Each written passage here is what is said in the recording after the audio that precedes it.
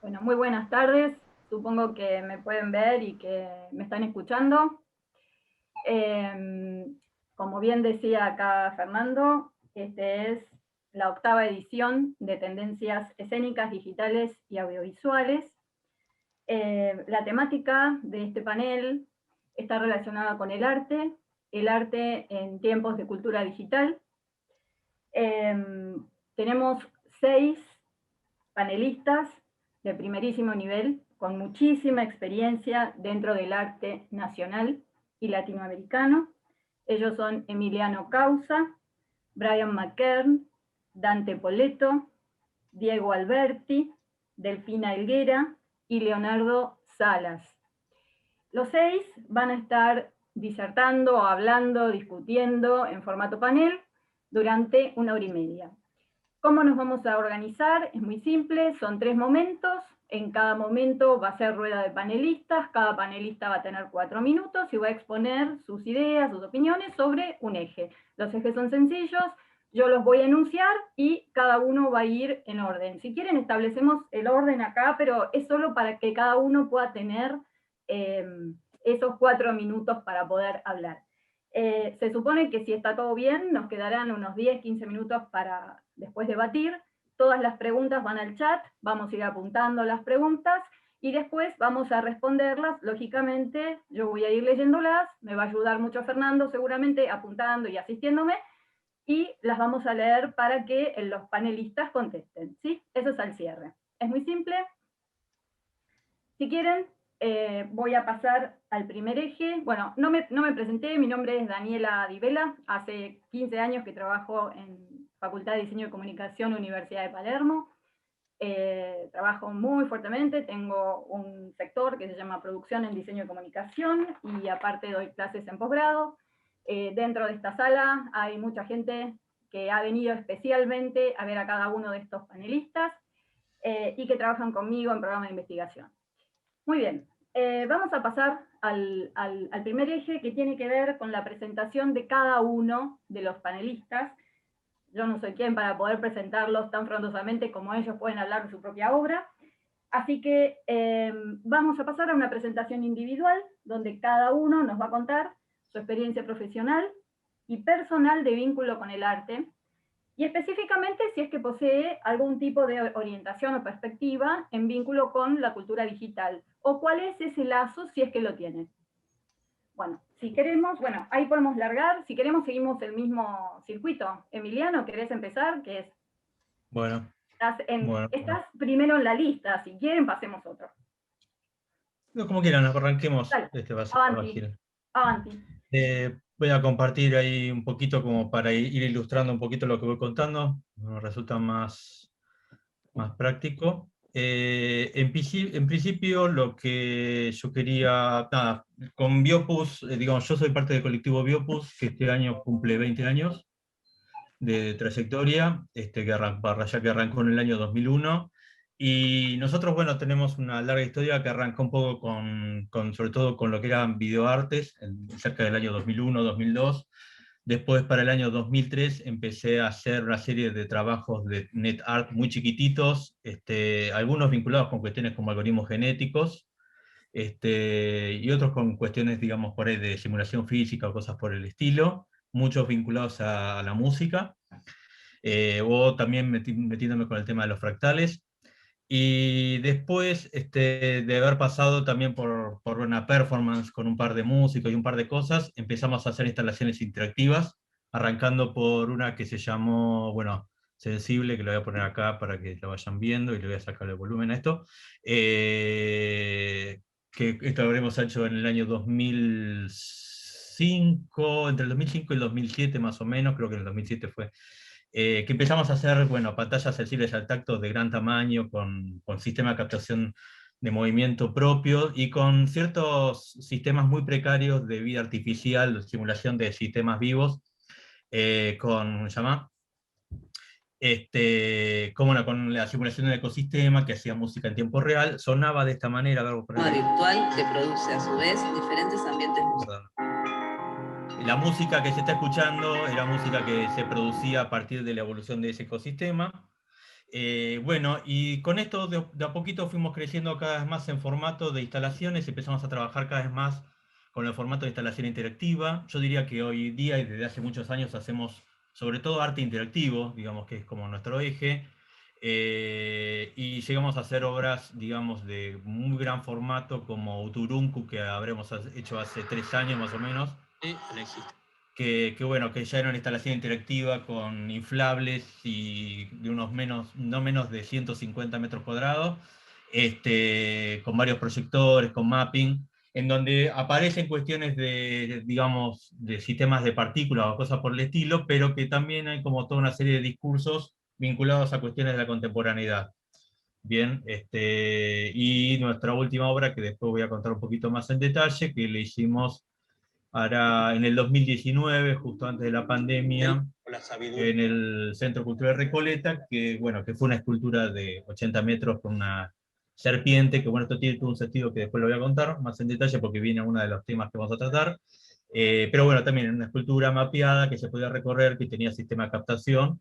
Así que podría decir que, bueno, básicamente lo que nosotros más nos estamos dedicando es al arte interactivo, utilizando, digamos, medios digitales, pero siempre con una articulación entre el espacio físico y lo digital. Digamos, nosotros hemos abandonado un poquito el espacio de lo meramente digital para meternos muy fuertemente con la cosa física y con la participación del público dentro de nuestros trabajos, ¿no? Que es uno de los puntos que más nos interesa. Bueno, y dejo un poquito la palabra al resto. Entonces.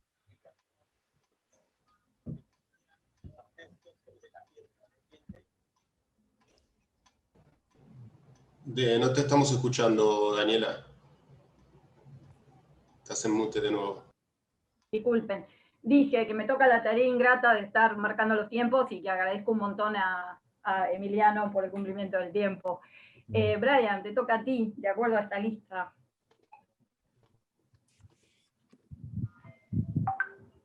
Bueno, muchas gracias por la invitación.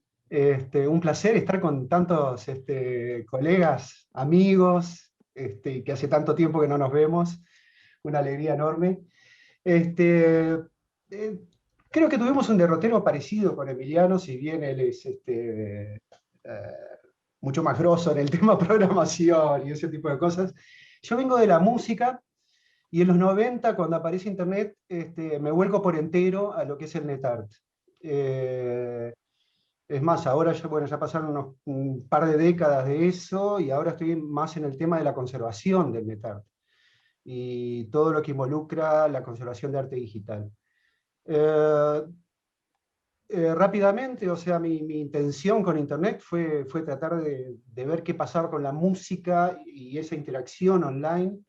Y de ahí pasé rápidamente al tema de la programación y de la posibilidad de generar multimedia y jugar con interfaces en línea y que fueran reactivas o interactivas. Y decía que es parecido al derrotero con Emiliano en el sentido de que luego de unos años, ya a principios del 2000, empiezo a trabajar cada vez más en ese cruce entre lo meramente digital y lo físico. Creo que es una evolución que todos hemos tenido. También es gracias a la disponibilidad también de la posibilidad de trabajar con sensores y todo ese tipo de cosas, o sea, disponibilidad de mercado, ¿no? He trabajado con tormentas, el temporal de Santa Rosa, que es un trabajo que está en continuo. Yo llevo 20 años trabajando con esa tormenta. Lo he trabajado desde varios lados, ya ni siquiera desde lo digital, sino también desde la recuperación de tecnologías, bueno, contemporáneas, pero ya obsoletas, como el código Morse y ese tipo de cosas, o las radiointerferencias. Y también el tema de las cartografías afectivas. Las cartografías afectivas, en un sentido amplio, es la representación de todos nuestros derroteros y nuestras ubicaciones en el mundo, tanto virtual como físico, y bueno, y sus posibles representaciones, ¿no? Ahí donde se mezcla lo digital, la ilustración, etc. Básicamente, no sé si están viendo este diagrama, esta animación. Mi aproximación con el arte es que, un poco como dice el título, es como el departamento de interferencias y de media improductiva. Me mueve la curiosidad, la imaginación. Estoy atravesado por la ciencia, pero me interesa muchísimo la pseudociencia, la paraciencia, la protociencia. Con el tema de Temporada de Santa Rosa me he metido mucho con el tema de los ritos y la espiritualidad. Me he involucrado mucho con la ficción especulativa, la percepción subjetiva, la intuición, y sobre todo, que es algo muy de Internet y que después seguiremos desarrollando, las soluciones DIY, el hazlo tú mismo, o los hechizos, como se dice en otros países, y el tema del saber popular, el resolver y el reconfigurar hardware ya de mercado, pero siendo utilizado para otras cosas. Creo que ya estoy a tiempo, ¿no? Súper bien, súper bien. Están súper encapsulados, son súper densos, pero de muy cumplir la ricos. agenda. Muy geniales, no, geniales. Bueno, me encanta. Dante, si andás por ahí. Sí, sí, aquí estoy. Bueno, mi derrotero en verdad se diferencia un poco de lo que plantearon tanto Emiliano como Brian. Yo provengo del campo de las artes visuales y en verdad mi trabajo en el momento que me relaciono con lo digital estaba vinculado a la instalación. Siempre me interesó el tema del cuerpo, el espacio y la memoria. Y en ese contexto yo producí una serie de instalaciones gráficas de pared, donde lo que trabajaba era la narración, eran los bucles narrativos, y obviamente apareció en un determinado momento la idea del hipertexto como forma de articular justamente estas narrativas por medio de lo sonoro, el texto y la imagen, por supuesto. En continuidad con estas experiencias que siguieron durante ese tiempo, empecé a trabajar con CD interactivos, lo cual me posibilitaba experimentar de manera particular algo que no pasaba en esas otras producciones, que era el tema de la aleatoriedad y de la interacción. Entonces, esa experimentación con los CD interactivos me permitió de alguna manera potenciar de alguna forma lo que venía haciendo a nivel intermedial, si se quiere, pero me sacaba algo que era muy importante, que tenía que ver con el cuerpo y con el espacio. En ese momento es cuando, justamente también como planteaba Brian, aparecen una serie de elementos en el mercado como los sensores que permiten empezar a trabajar con cierta fisicalidad, que era lo que a mí me faltaba fundamentalmente.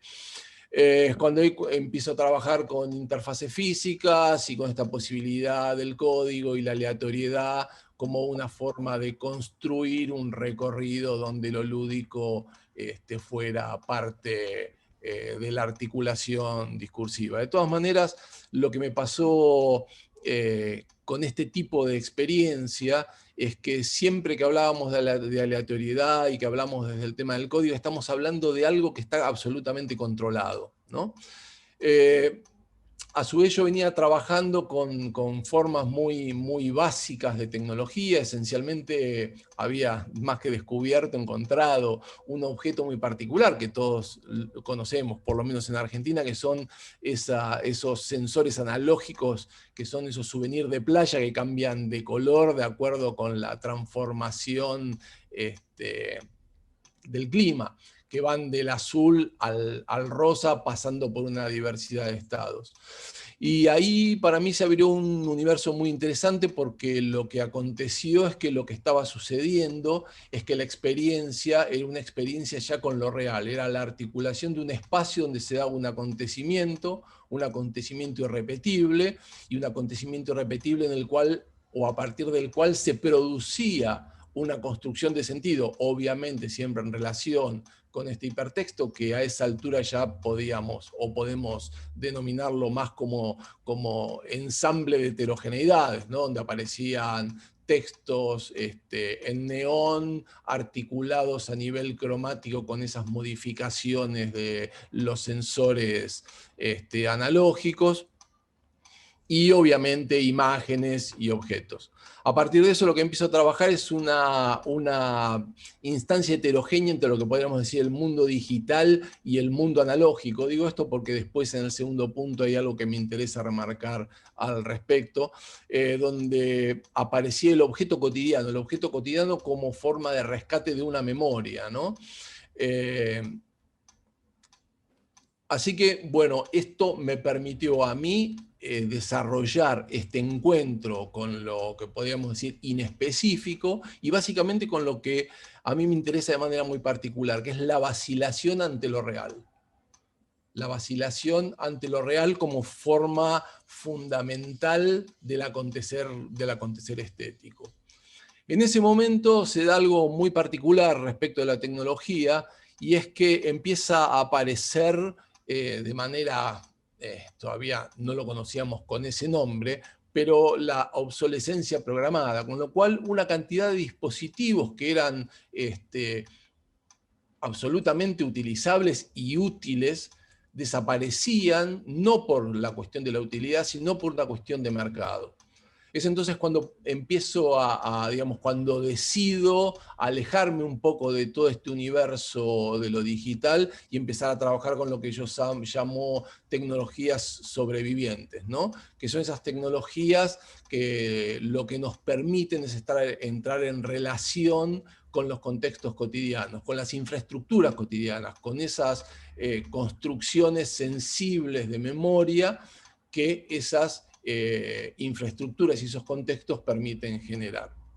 Pero a su vez lo que eso me permitía y que me entusiasmaba de manera muy particular es que lo que se podía ver en esa instancia era justamente la transición entre dos modos tecnológicos, ¿no? Entre una tecnología que podríamos decir venía de la era industrial y una tecnología que se acoplaba justamente a partir de lo postindustrial desde de la cuestión digital, donde de nuevo aparece justamente esta instancia de la vacilación. Para mí la instancia de la vacilación es una cuestión fundamental en mi trabajo.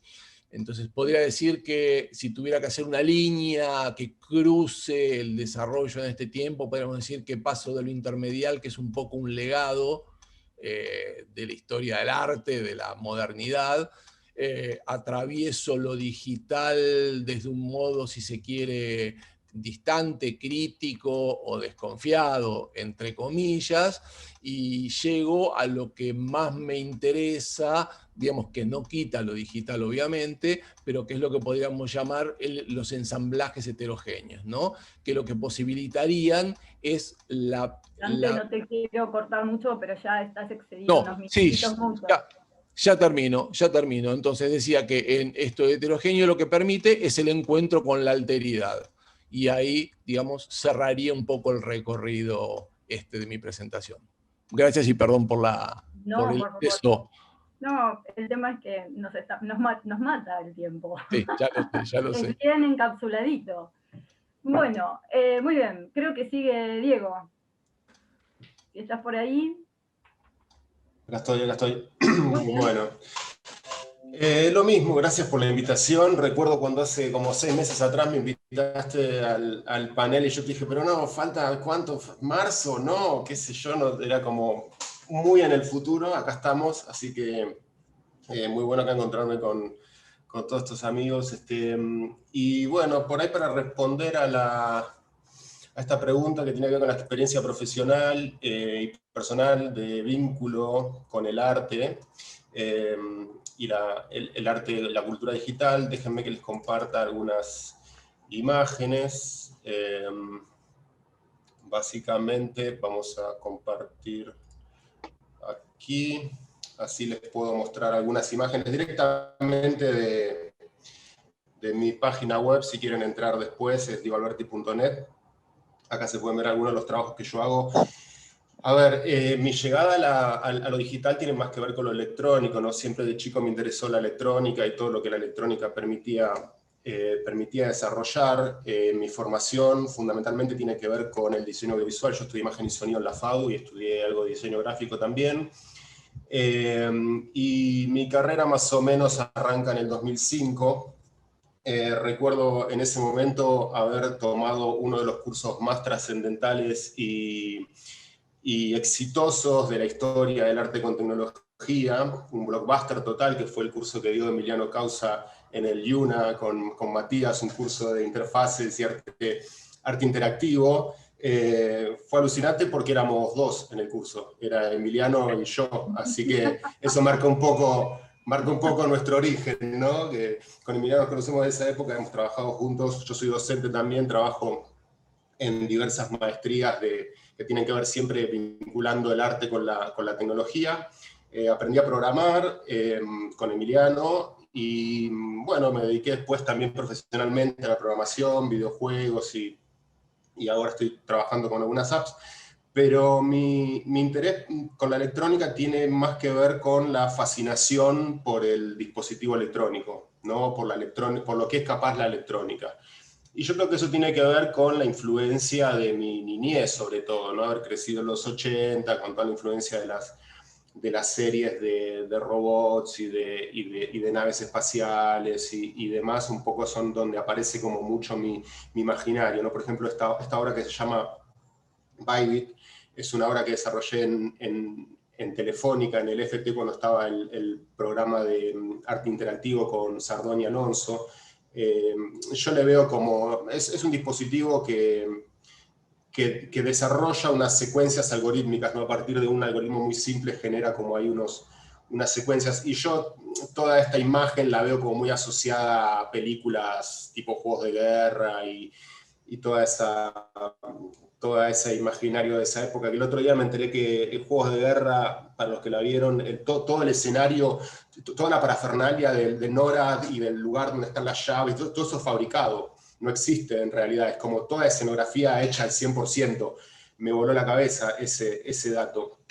Entonces me la paso investigando cuestiones vinculadas a la computadora fundamentalmente, que es lo que más me interesa, casi que me interesan más las computadoras que las personas algunas veces. Y bueno, entonces todo mi trabajo tiene que ver con eso, con tratar de entender la computadora y ponerla a la computadora a simular, a procesar o a tratar de dar alguna explicación sobre la naturaleza, ¿no? O sea, como que para mí la computadora es de alguna manera una extensión de la naturaleza y por eso me resulta como también interesante. Esta es otra obra, también justo esta fue la obra, la muestra más fallida de mi historia, es como el proyecto más grande, más caro, más sofisticado y para algunos más hermoso que hice en toda mi carrera. Se exhibió en el Premio Trabuco en la Fundación Clem, inauguró el 10 de marzo y el 11 de marzo cerramos la muestra.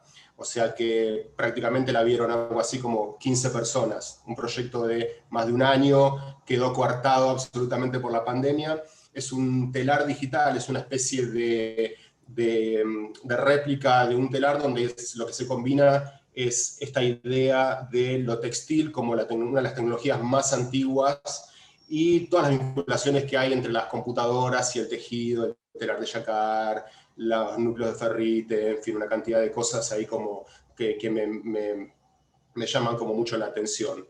Y creo que eso es todo por ahora porque ya estoy viendo mi cronómetro y estoy en 3 minutos 52, así que les dejo los 7 segundos al próximo orador. Gracias. Un genio, con cronómetro, Gracias. me muero. Muy bien, muy bien. Bueno, creo que seguimos con Delfina. No sé, Delfi, si andas por ahí. Sí, estoy acá. A ver. Muy bien. Yo no traje nada para compartir, de imágenes. Acá les habla la directora analógica. Yo no tengo nada que ver con la tecnología, pero a ver, ¿cómo les va? Buenas tardes. Pero los escucho a ustedes y me maravillo. Yo soy la directora del Museo de Arte Español, Enrique Larreta, que depende del Ministerio de Cultura del Gobierno de la Ciudad de Buenos Aires. Tengo a mi cargo una casa de 1886 con una colección permanente de obras de arte del siglo XV, XVI y XVII. Así que lo mío por ahora viene por ahí.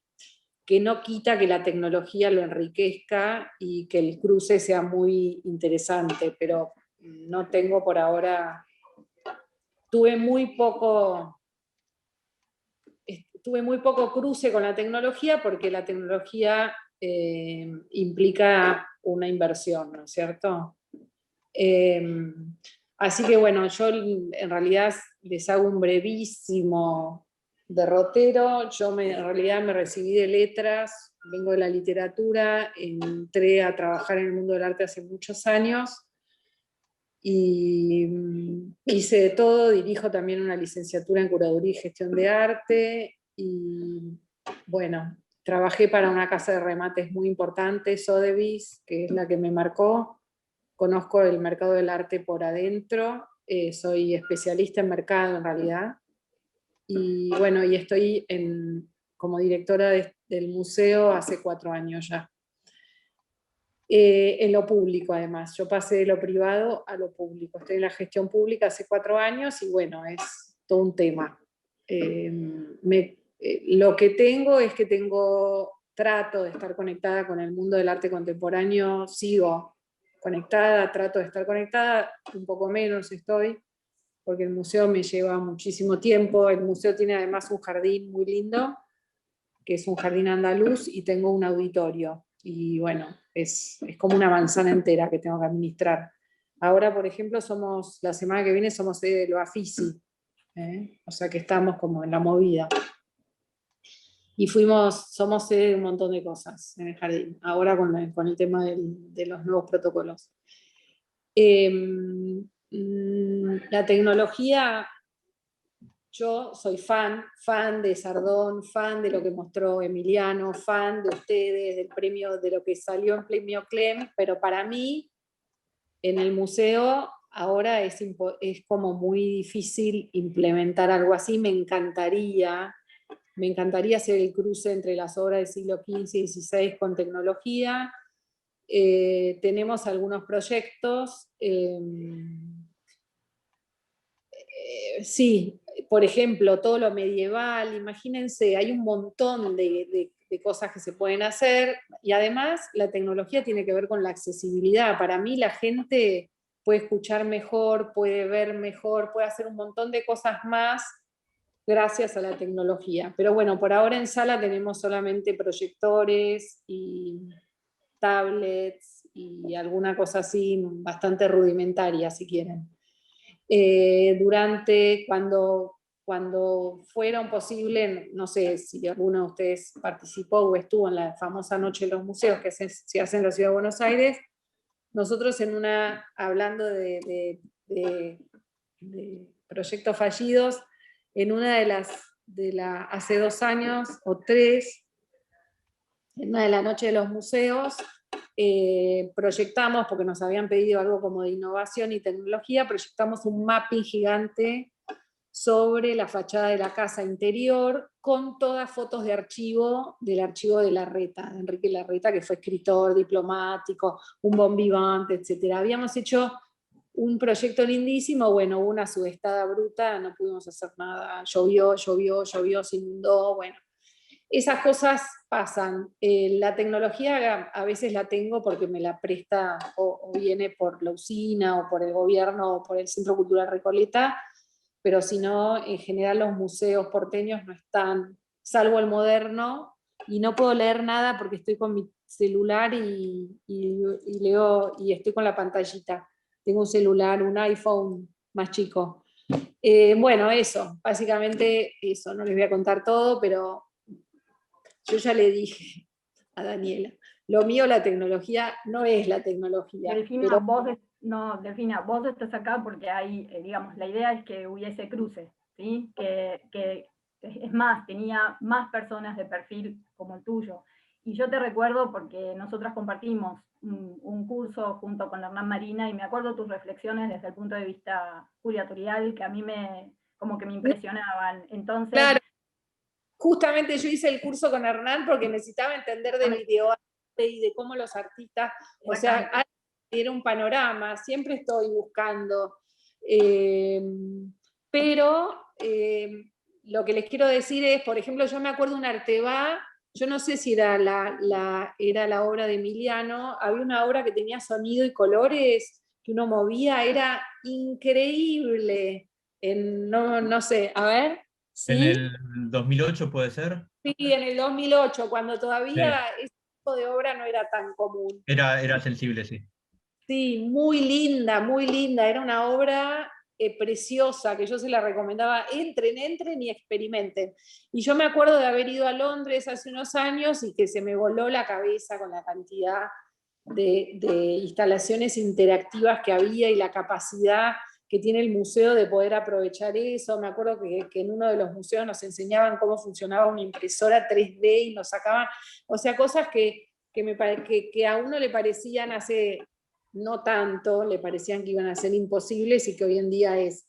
Así que bueno, la tecnología como un aliado para el museo tradicional, yo estoy a full 100% y bueno, estoy abierta a recibir o propuestas, proyectos y también si me dan consejos de a dónde puedo recibir algún subsidio, porque la verdad que sería, para este museo sería muy bueno. Bueno, retomamos entonces, buenísimo, Delphi. Leonardo, si querés tomar la palabra, ¿cómo estás? Bueno, muy bien. Sí, estaba pensando, mientras les comparto pantalla, les comento lo que se me cruzaba por la cabeza, que es el hecho de que somos parte, quienes estamos aquí, parte de una generación muy singular, ¿no? Porque somos una generación de transición, es como que, yo quiero decir, artistas que podríamos calificar ya de maduritos, digamos. Yo acabo de cumplir 50 años hace pocos días. Una generación que vio aparecer la telecolor y los teléfonos inalámbricos y después los celulares y la internet y bueno, quiero decir, no va a haber otra generación como la nuestra para sentirnos un poco especiales y vimos ET y juegos de guerra, ¿no? Y la aparición de la tecnología en los medios de masas. Y todo eso creo que nos marcó de una manera muy particular y se ve reflejado en nuestra producción.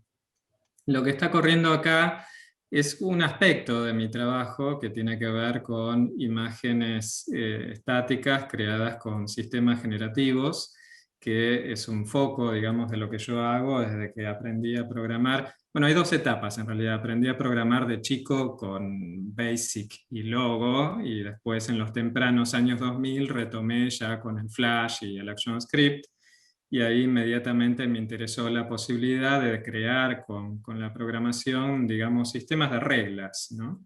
Que generaran resultados un poco impredecibles. Y estas imágenes son algunas muestras de distintos tipos de sistemas que usan componentes geométricos, agentes autónomos, partículas, etcétera, etcétera, distintas aproximaciones y combinaciones de imágenes preexistentes, etcétera, etcétera. Después también hay otro aspecto de mi obra que no voy a traer tanto acá porque lleva más tiempo de contar, que tiene que ver con el NetArt, con las instalaciones interactivas, con las redes sociales, hasta con los juegos, en fin, cosas un poco más elaboradas, siempre recurriendo a la programación como una especie de herramienta expresiva, ¿no? Aquí algunas obras, dejé para el final algunas obras materiales, ¿no? Saltar del mundo de lo digital y de los bits al mundo de los átomos, de algunas maneras que combinan la digitalidad con la artesanalidad. Y bueno, si les da curiosidad, más de esto se puede ver en mi sitio, que está como suele suceder, como es casi obligatorio, horrendamente desactualizado, digamos, que lo último que está acá ya tiene como 2 o 3 años, pero así todo, bueno, hay un poco de historia en solaz.com.ar. Y antes de que se me termine el minuto que me queda, menciono otro aspecto también de mi trabajo, que también tiene relación con el arte y la tecnología, que es la reflexión desde un punto de vista más teórico, filosófico, que es algo a lo que le estoy dedicando mucha energía en este momento. Estoy empezando mi tesis de maestría, en una maestría en Tecnología, Políticas y Culturas que estoy haciendo en la Universidad Nacional de Córdoba. Y que ejercito desde hace tiempo ya, escribiendo acá, se puede ver en mi perfil de Medium, algunos de los artículos, de los ensayos, de las reflexiones que he escrito acerca de cosas que giran en torno al arte, a la tecnología y más en general a lo que significa ser humano o a los cambios que está sufriendo, digamos, la condición de ser humano en un mundo cada vez más invadido, podríamos decir, por esta especie de invasión alienígena que son las inteligencias digitales. Así que en rápido pantallazo, más o menos eso es lo que hago. Bueno, sin duda iré a curiosear y a leer, no te quepa duda, Leonardo. Lindísimo. Bueno, pasamos al segundo eje.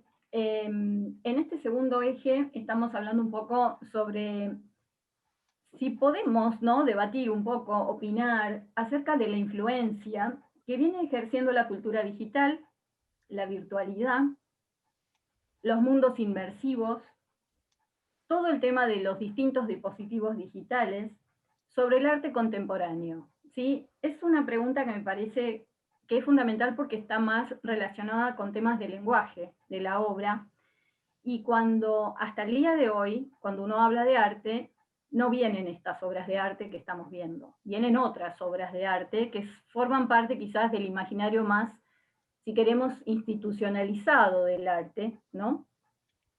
Que curiosamente ya tiene como más de 200 años, pero increíblemente es un arte que pertenece a otro tiempo, pero ese es el que viene a la mente tradicional del común denominador de las personas cuando hablamos de materiales y técnicas, por ejemplo, ¿sí? Relativos al arte. Pero este es un arte que se transmite, este es un arte mediático, este es un arte cuyas necesidades y cualidades están vinculadas sí o sí a una tecnología, y es una tecnología contemporánea, es una tecnología interactiva. Entonces, es importante debatir entonces cómo es esa influencia, cuáles son las opiniones que traen, ideas. Emiliano, te toca a ti. Bueno, ¿puedo compartir entonces? Por supuesto. Bueno, ahí se están viendo la pantalla, sí. Bueno, esto es un eje que yo armé hace muchos años, que lo vengo cambiando, lo he contado muchas veces, así que voy a ser escueto para en realidad dar lugar a otra cosa que yo calculo que los que seguirán también discutirán otras cuestiones de esto. Para mí, digamos, alguna vez me puse a analizar cuáles son las formas en que la tecnología de alguna forma interviene en el arte o extiende ciertas fronteras del arte, y clasificó como 4 ejes, ¿no?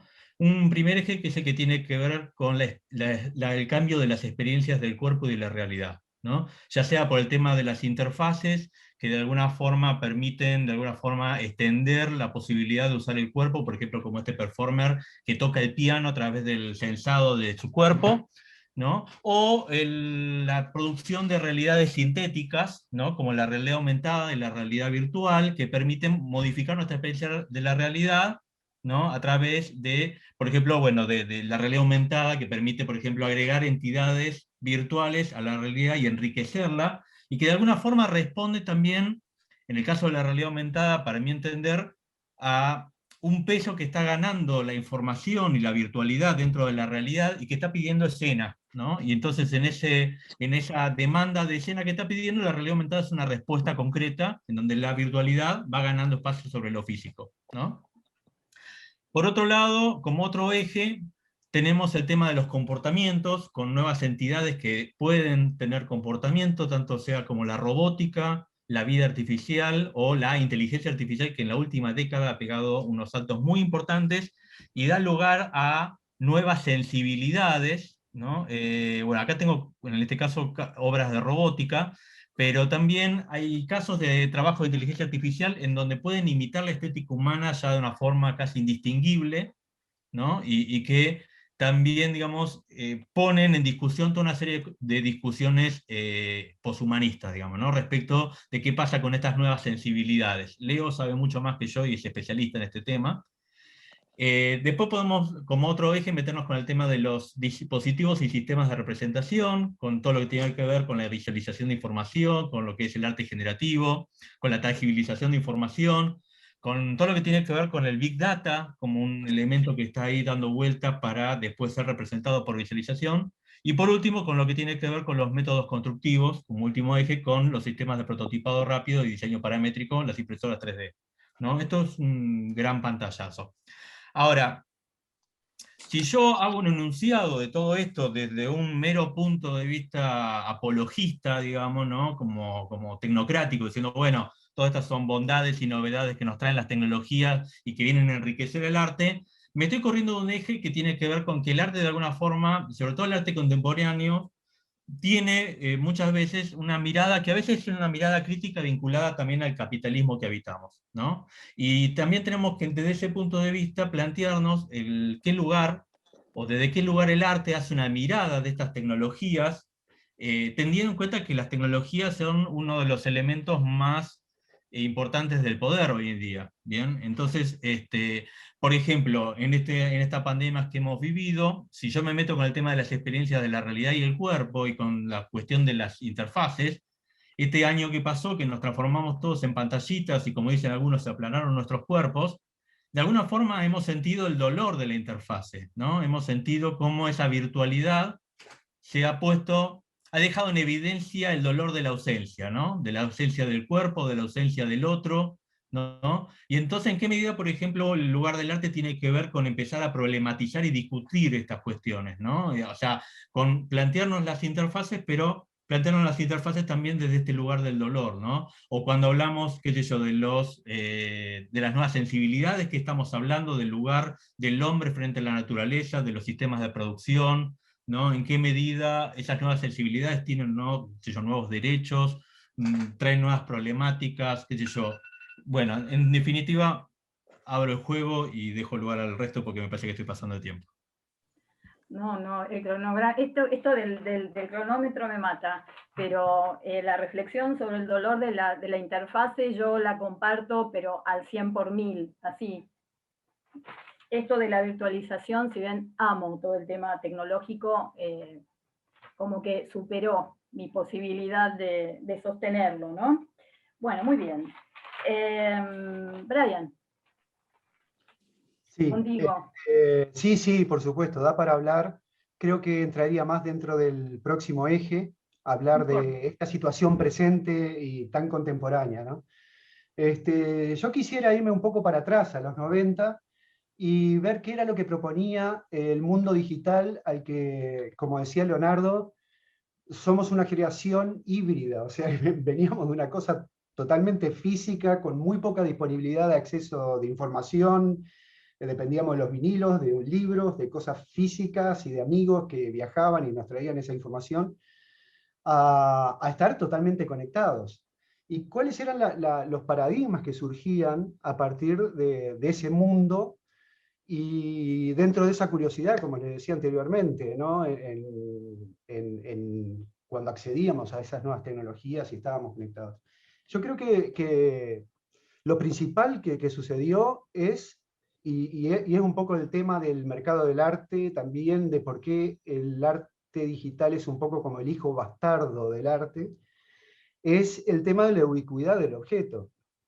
Algo que ahora está volviendo, después de tantos años, décadas, mediante el NFT, que también es algo para hablar después, a que sea un objeto único, el objeto digital, ¿no? Pero en los 90, nuestra bandera era justamente la ubicuidad del objeto, era la ausencia de la pérdida del aura y todas esas cosas de las cuales se hablaba. Otra cosa que me gustaría agregar es el tema que no se habló, es el tema de la comunidad y la colaboratividad. O sea, los 90 fue muy marcado, fue fuertemente marcado por el tema de la construcción de comunidades creativas y colaborativas. Algo que había mencionado antes, también el tema del do it yourself, que es algo que es de todo el siglo, pero que también se vuelve como primera cosa, porque sobre todo por el tema de la obsolescencia programada, que viene a ser cada vez más rápida. Entonces, bueno, ¿qué hacemos con ese hardware que se va volviendo muy antiguo o en desuso muy rápidamente, aceleradamente? Me gustaría mencionar el tema de la transmutación del dato. O sea, al entrar en el mundo digital, por ejemplo, escaneamos una imagen, programamos mediante MIDI músicas o sampleamos, etc. Pero todo eso, esa fisicalidad pasa a ser a estar dentro del mundo de lo virtual, de la información, ¿no? Electrónica. Y ahí es muy fácil entonces empezar a generar operaciones donde las imágenes pueden ser sonidos, los sonidos imágenes, los textos, etcétera, y puede haber incrustaciones programáticas que también modifiquen esos objetos. Entonces ahí se genera todo un mundo que es muy interesante de investigar. Y lo que nos lleva también a las cuestiones de la representación, o sea, ¿qué es la representación? A mí me gustaría hacer también como una especie de digresión y referirme a que todos estos paradigmas y estas cosas nuevas que surgían en los 90 con esa disposición que teníamos nosotros, que éramos como navegantes y exploradores de un nuevo mundo que entrábamos a confrontar, o sea, ahora se vive una situación más de inmersión entre lo virtual y lo físico, pero en ese momento lo físico estaba separado, había como una membrana que nos separaba, que era la pantalla, ¿no? Creo que también se hizo como una especie de balance del siglo en los 90, gracias a Internet. O sea, un poco, sobre todo el tema del NetArt en los 90, lo que hace es recopilar las propuestas y los manifiestos de prácticamente todas las vanguardias del siglo XX. O sea, desde el dadaísmo para adelante, pasando por la abstracción, el arte geométrico, la serialización, la música serial, el pop art, el collage, el situacionismo, movimiento fluxus, el arte conceptual, etcétera, etcétera, etcétera.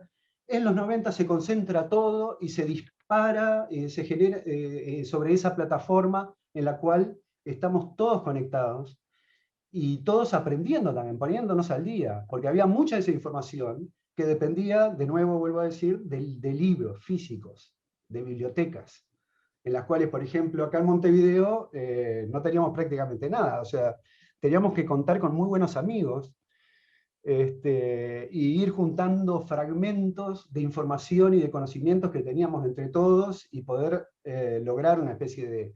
Por ejemplo, ahora es muy fácil estudiar a Delia Derbyshire o el workshop de la BBC de los 50 y principios del 60.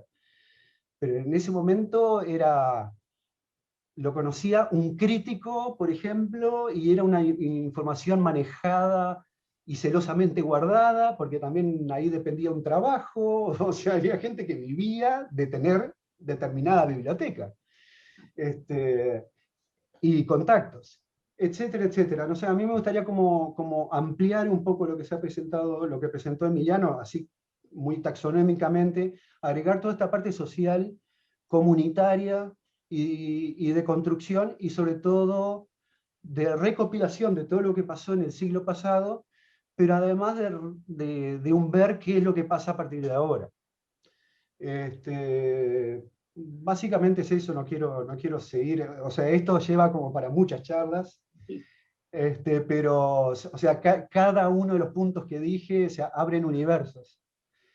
Todos, Lamentablemente cada nos llevan uno. muchísimo tiempo, pero quería como enunciarlos, y bueno, por lo menos para que la gente pudiera seguir investigando, si le despertaba la curiosidad, poder seguir investigando después por su cuenta, ¿no? Cada uno de ustedes es un universo. Cada uno de ustedes abre un universo muy, muy diferente de exploraciones. Es muy especial, digamos. Dante, te toca a ti. No te escuchamos. Poné el audio. No tenés el audio, Dante. Sí, acá estoy.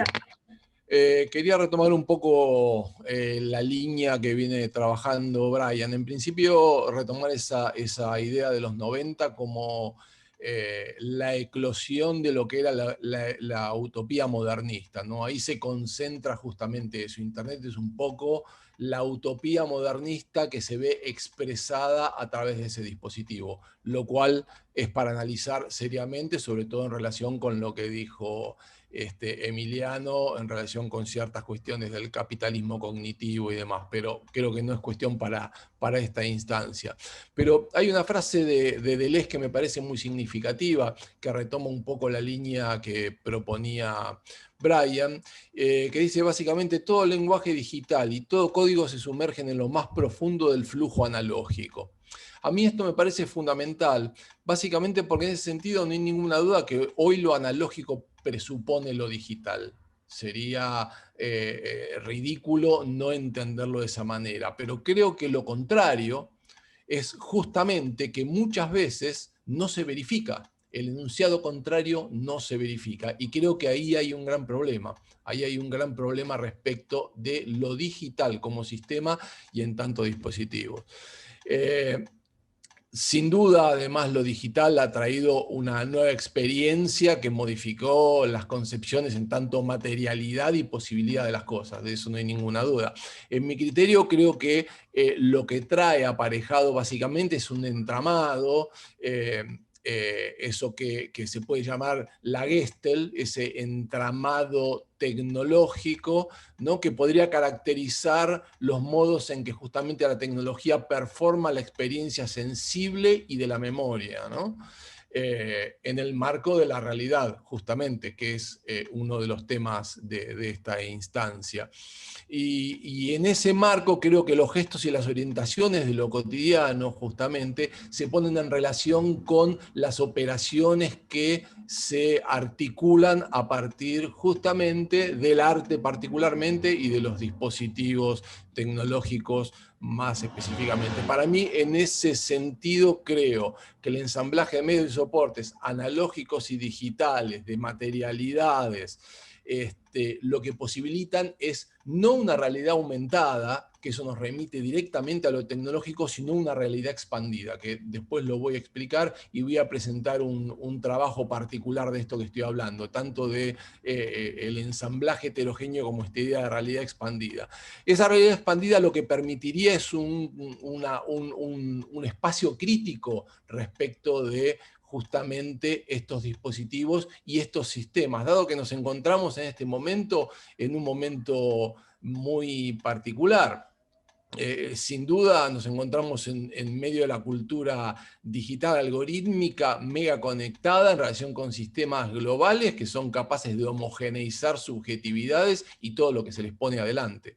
En ese sentido creo que hay un marco desde la práctica artística que es muy interesante, o que por lo menos es una de mis prácticas en este momento, que está vinculado con habilitar el conocimiento situado, a partir justamente de estos entramados analógico-digitales que permiten mapear un estado de situación, verificarlo, pero además vinculándolo con cartografías que posibilitan dar cuenta de las transformaciones que se van operando en tiempo real, entre comillas, ¿no?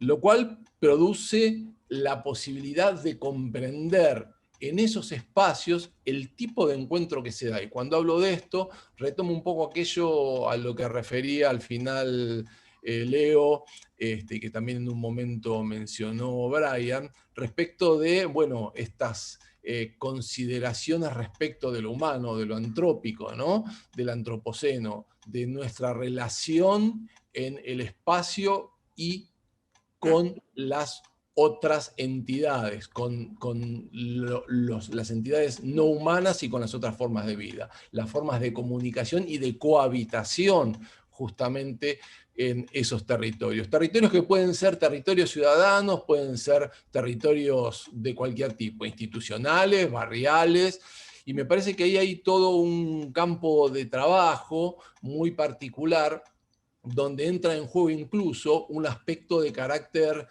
jurídico. Ustedes saben que hay países que han incluido en su constitución a la naturaleza como ser de derecho. Entonces, si estamos pensando justamente en que hoy la vida sobre la Tierra, lo humano, y esta posibilidad de considerar esas entidades como instancias de derecho modifica conceptualmente justamente nuestras operaciones sobre esas entidades y con esas entidades. En ese punto me parece fundamental, creo que lo dejaría para la tercera instancia, pero me parece fundamental una serie de operaciones que posibiliten reflexionar justamente sobre esas posibilidades de cohabitación.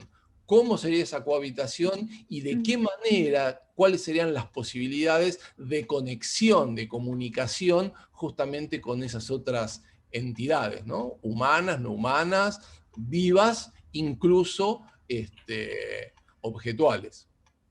Buenísimo, Dante, buenísimo. Diego, te toca a ti. Bien, acá estoy. Bueno, yo también pensando un poco en preparar esta presentación, armé acá un pequeño texto, les leo así como algunas de las ideas que estuve pensando. A ver, déjenme poner esto. Y me preocupa porque lo conozco a Emiliano de hace tiempo, y Emiliano es una persona, perdón que te nombre de vuelta, Emiliano es una persona súper optimista, y acá te encontré como con un tono un poco más así como preocupado, pero que justamente lo que decía Emiliano, lo que decía también Brian, un poco también lo que decía por ahí Dante, tiene que ver con justamente lo que está ocurriendo en relación a estas nuevas tecnologías, ¿no? Entonces, lo que yo pensaba es que, en principio, el arte contemporáneo expiró como concepto. O sea, el arte contemporáneo no existe, si es que alguna vez existió. Y esto se debe a su naturaleza como depósito de valor, ¿sí? O sea, el arte contemporáneo caduca ante la existencia de bienes intangibles con mejores características para la comercialización, traspaso y resguardo. Esos son los NFT, ¿no es cierto? Entonces, el arte contemporáneo está necesariamente atravesado por la lógica del mercado, ¿sí? O sea, los artistas se construyen, se entrenan, se publicitan como productos, aunque sean de buena calidad o no. Como fuere, las producciones contemporáneas responden fundamentalmente a la lógica del objeto puesto en el mercado, ¿no? Objeto no en el sentido de una cosa tangible, sino el objeto tangible o intangible. Acá para mí hay que separar el arte, yo lo puse entre comillas y con mayúscula, que es toda la producción incluida hasta la modernidad. O sea, toda la producción artística previa a los 90. Justamente ahí coincidiendo con un poco con lo que decía Brian, lo que él planteaba alrededor de la década del 90. El arte contemporáneo sería como una segunda división que no trasciende, no profundiza, no denuncia ni siquiera le aporta belleza al mundo. O sea, no es que piense que todo el arte contemporáneo tenga esas características, sino que a mí me resultan a veces las más sobresalientes.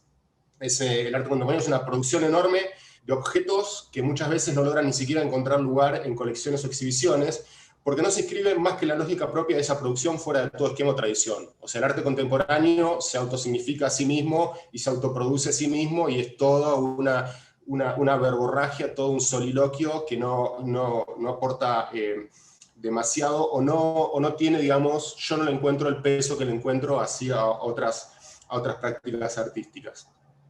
Y luego está el arte electrónico, entendido como arte electrónico analógico o arte electrónico digital, que corre por un carril paralelo o incluso divergente o tangencial al arte contemporáneo, pero que también está extinguido, ya fue.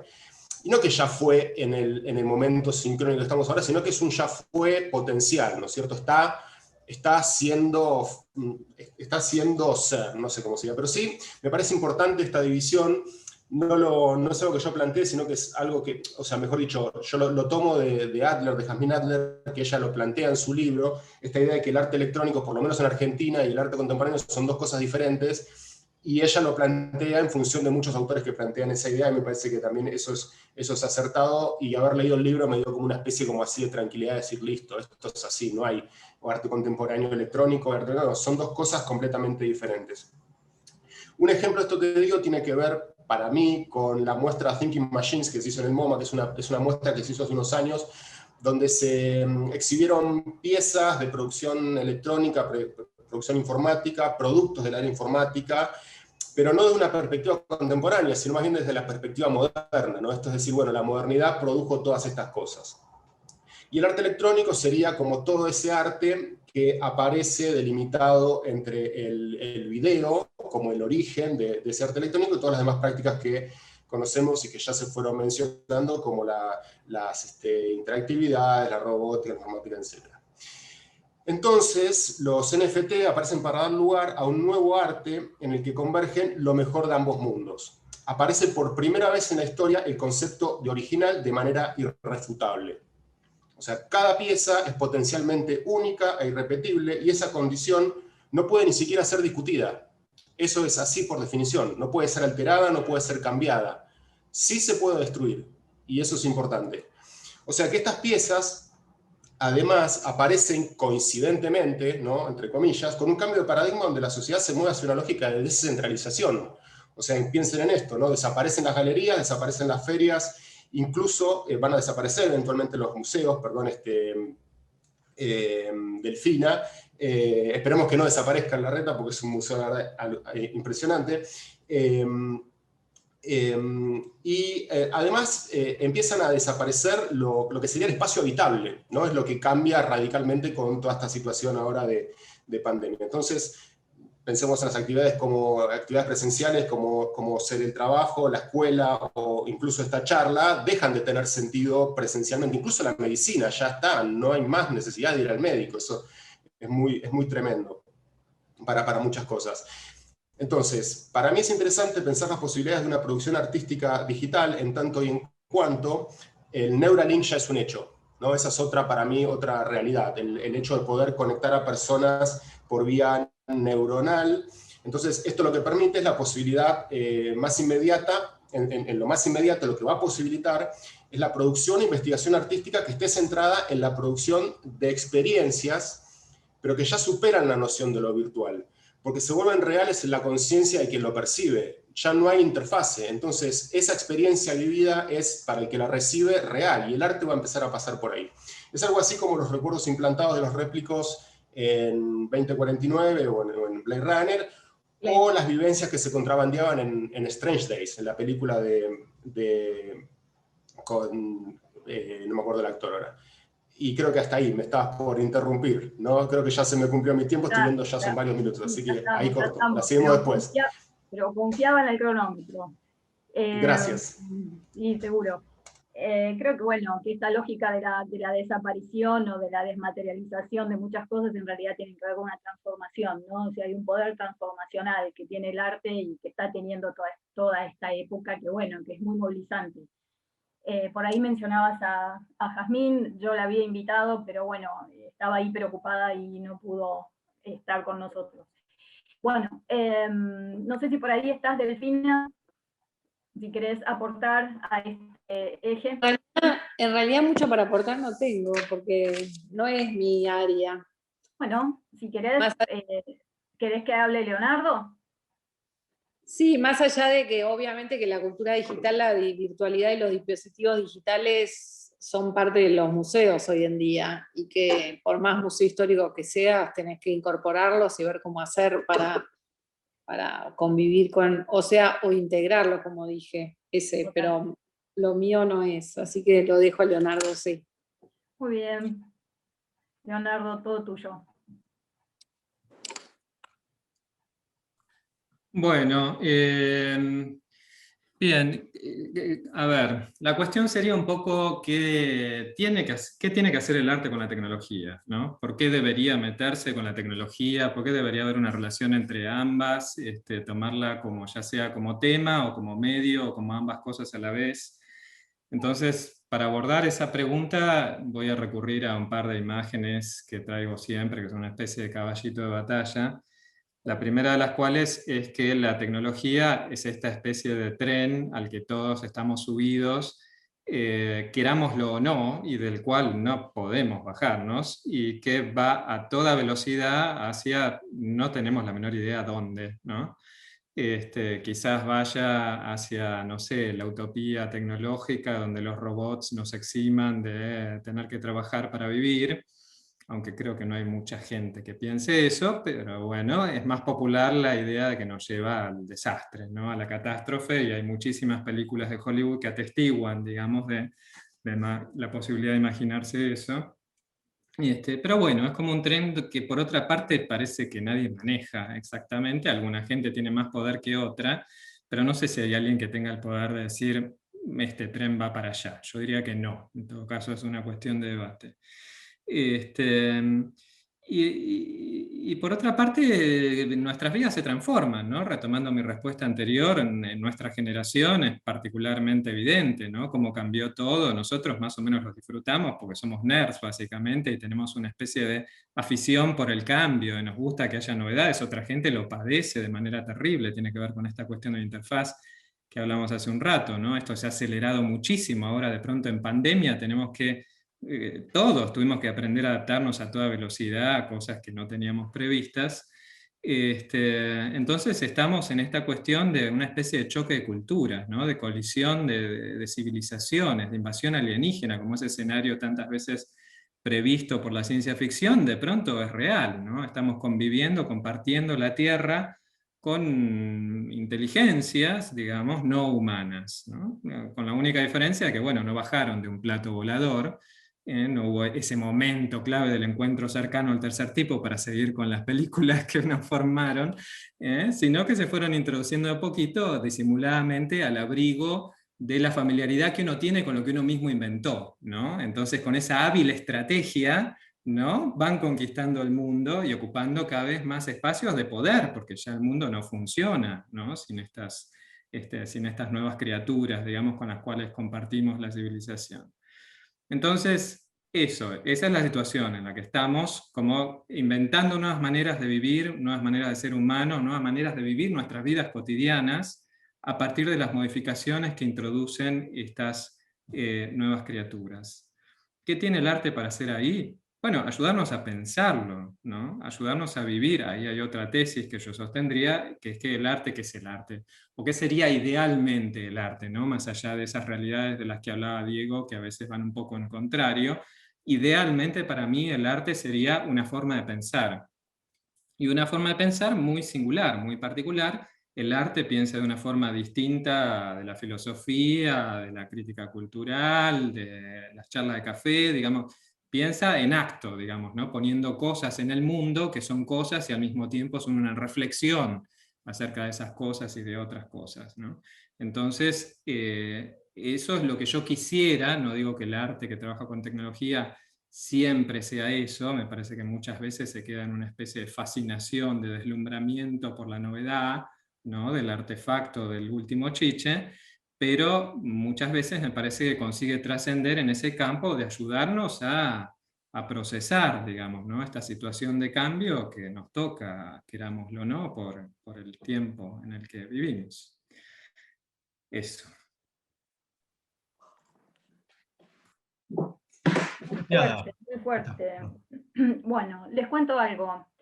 Tenemos que cerrar 17:30, por más que entramos unos minutitos excedidos, producto del corrimiento de la comisión anterior. Podemos hacer dos cosas. Tener un pensamiento de cierre cada uno que no exceda más de un minuto, así, una cosa, y pasar a alguna reflexión de las preguntas, que no hay muchas, pero vi ahí como una línea, ¿no? De conductora que estaba manteniendo Diego con Sol Beniers, que es una docente de la casa. Entonces, no sé qué quieren. Si decir un pensamiento de cierre, pero es un pensamiento tipo bocadito. Cada uno, y pasamos a alguna pregunta de las que estén acá, que son poquitas. Porque ya tenemos que ir penosamente. Yo por mí estoy bien, vamos directo a las preguntas. ¿Vamos directo? Por mí, yo prefiero eso, no sé el resto. Dale, abramos la cancha. ¿Sí? ¿Preguntas? Sí, Sol estaba muy interesada, un saludo grande a Sol. Estaba muy interesada con el tema NFT, creo que estamos todos interesados con el Non-Fungible Token, que es la nueva vedette. Y tal vez podríamos decir un poco a eso. Yo lo que veo es que contradice, que yo soy súper old school, ¿no? Contradice totalmente, o sea, lo mío era justamente la ubicuidad del objeto, o sea, destruyamos el objeto y trabajemos sobre el proceso creativo, sobre el proceso artístico, y no sobre un objeto final. Y resulta que mi mundo ideal, que era lo digital para llevar a cabo ese objeto intangible, ahora me lo quieren Te arruinaron tal cual. Arruinan todo. Cuando en realidad los ejemplos que se muestran son bastante pobres, ¿no? Porque eso arrancó con los CryptoKitties, que eran gatitos, ¿no? Exacto. Sí. Y las cosas que he visto en realidad son tomas de pantalla de páginas web, por ejemplo. O sea, no sé, me parece más un juego casi masturbatorio por el momento del mercado y el arte. Pero no importa eso. No importa eso, Brian. Pensalo como yo lo que pienso es como, trato como de conceptualizar eso. Es muy loco poder tener un original digital. Una pieza digital que vos digas, esto no se puede copiar. A mí eso me vuela la cabeza. No puedo pensar en otra cosa, mira lo que te digo. Escribí, claro, cuando en la facultad escribí un texto para una materia de literatura en relación a esta idea de Benjamin y la reproductibilidad y el abre no sé qué. Entonces como que mi hipótesis era que, bueno, el chiste de lo digital era que se podía replicar n veces y la copia era exactamente igual que el original. Es decir, la idea original expira y todos son originales digitales. Y ahora con esto de repente es algo que a mí no me entra en la cabeza todavía. A mí me parece... Del arte generativo ya con los NFT, algún aporte de Javier Vilatz, que está acá en el chat. Ahí va. Perdón por haber interrumpido. Sí, adelante, adelante. A mí me parece interesante, digamos, un poco retomando, a mí me encanta cuando Diego Alberti prende fuego todo, ¿no? Y dice, el arte contemporáneo ya fue, por ejemplo. Esas son afirmaciones espectaculares para una charla como esta. Porque me parece que justamente una de las discusiones que se generan ahí es, digamos, cuál es el lugar del mercado, cuál es el lugar del capitalismo, cuál es el lugar del arte frente a eso, ¿no? Y también una disociación que se produce entre el arte contemporáneo y el arte electrónico, en un proceso que el arte contemporáneo trae de desmaterialización y conceptualización que viene de la década del 70 y antes para acá, en donde el arte contemporáneo viene cada vez más, digamos, de una forma contradictoria, ¿no? Porque la contemporaneidad habla de la desmaterialización y las obras son cada vez más grandes, más pesadas, más gigantes, ¿no?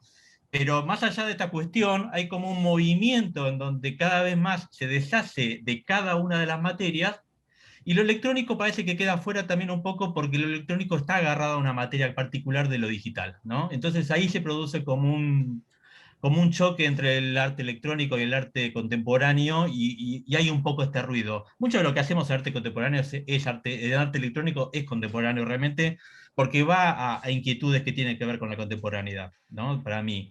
Pero hay este choque, y sobre todo este choque que tiene que ver con el mercado, ¿no? Y cuando empezamos a meter de vuelta el aura, y tratamos a toda costa de que la obra sea única, ¿en qué medida no estamos respondiendo a ciertas, digamos, inquietudes o necesidades de un mercado nuevamente, ¿no? En el arte. Es lo que digo, totalmente. Se trata de eso. Yo quería introducir una idea respecto de lo que estaban conversando, básicamente en relación con ciertos paradigmas neomateriales, no neomaterialistas, donde lo que se pone en duda es justamente esta idea de la desaparición o de el objeto ya como concepto o únicamente como proceso. Yo creo que en ese sentido, el punto 3 que hablaba respecto de las imágenes y de la hiperrealidad, me parece que en este momento hay algo fundamental por donde está pasando el arte, y que no es tanto por la imagen, sino es por el cuerpo, por los cuerpos vivos, ¿no? Por las huellas, los registros de esa experiencia y por las interrelaciones con la obra, obviamente en tanto obra actual. Creo que en ese contexto, el tema de los relatos, el conjunto de prácticas, los legados, las experiencias que permiten configurar un dominio que amplía y que modifica justamente el concepto, porque me parece que hay algo que dijo Brian que es fundamental, es el tema de la representación. No hay tiempo para que ponga la imagen del trabajo que quiere poner, pero me parece que ese es un tema central. Y el tema de la representación ya es imposible de ser pensado a partir de la individualidad o de ciertos poderes fácticos, sino que debe ser pensado a partir de otras instancias. Por eso introducía justamente esta relación con lo no humano, ¿sí? Pero incluso con lo colectivo, donde todas estas formas caerían en desuso para pensar desde el mercado de arte al arte contemporáneo o a todas estas categorías de las cuales se hablan, que yo creo que ya a esta altura del partido no significan absolutamente nada, y nos pondrían realmente a repensar más el arte en un sentido de una acción sobre el mundo en relación justamente con esa cohabitación que produciría modos de existir en el mundo, no de representar, no de objetos únicos, no de situaciones que tienen que ver justamente con un mercado o con una economía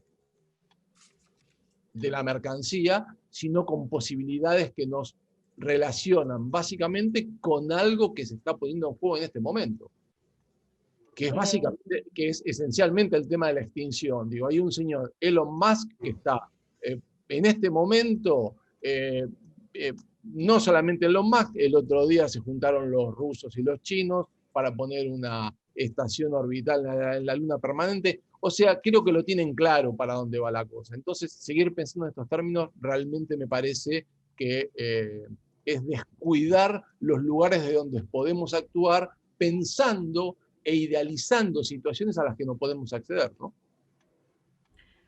Casi estamos entonces volviendo a foja cero. Es como una visión ya antropológica del arte, esta cuestión del ser en el mundo y de expresar en el mundo o modo de pensar es casi ya la visión más llana, la más antropológica, la más esencial. Yo diría posantropológica, ¿no? Ya el hombre y la visión del hombre quedaría reducida a algo mínimo, justamente, todo lo contrario. Okay.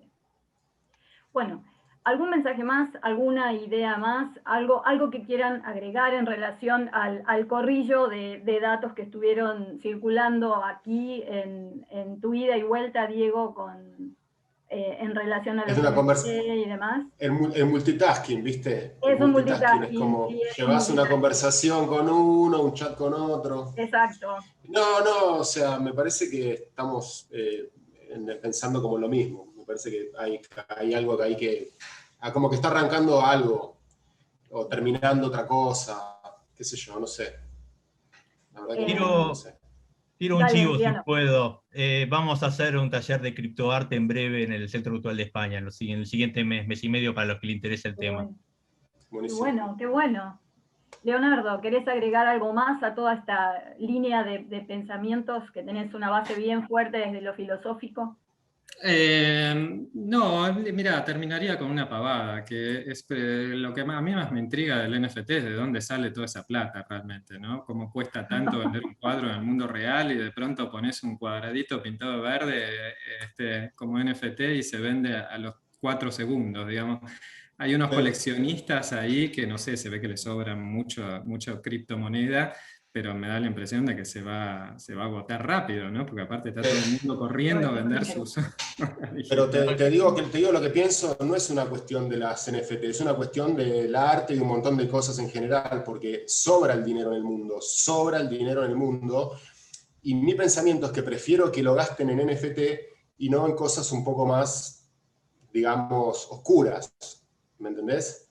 Esa es mi gran preocupación. Y por eso es que le doy como me copa el NFT y gástense todos los miles de dólares que quieran en comprarse un gatito feo el otro día veía esta que es como un kimono, ¿vieron ese el del kimono? Miles de dólares y bueno, está bien, prefiero que lo gasten en eso y no sé. Digamos que contribuye a la sensación de que el mundo virtual tiene alguna relación con el real, pero es una relación un poco misteriosa, es como una versión alucinada, como una versión un poco de pesadilla, ¿no? De sueño. Agarrá todas las utopías, todas las películas que terminan, y las juntás todas así, haces eso y ni siquiera le acercaste a él, a lo que estábamos viendo. Sí, yo creo que el Bitcoin es justamente el paradigma de la desaparición de la materialidad que hace a las relaciones humanas, justamente, que es el valor, ¿no?